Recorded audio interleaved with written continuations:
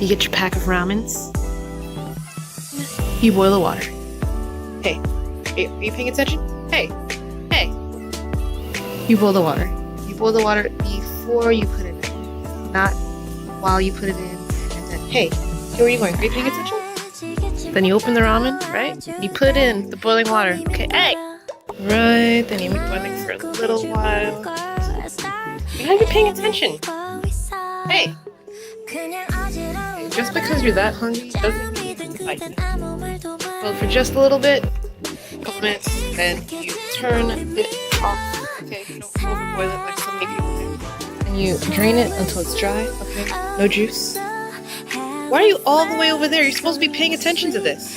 One flavor, alright, but this is for how it is for all the flavors, alright. Step 1, put the little flake sauce packet in it. Flakes, I don't know why I call it. Step 2 is the actual sauce packet with all the spicy stuff in it.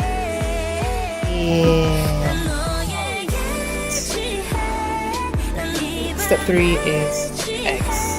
Everybody always tells me, man, it's so spicy. I can't take it. How do you do it? If you put 2 eggs in it, it'll be less spicy. Right? Heck, get on it. And you mix it all up together. I know a lot of people are concerned about like salmonella. I was also concerned at first about salmonella until I actually went to Korea and ate ramen like this every single day. After you mix it up a lot, there you have it.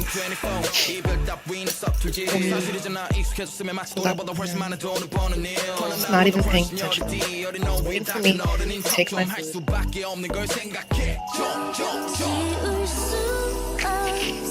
Yeah, you're just kidding. You want some? You want some of this? Okay.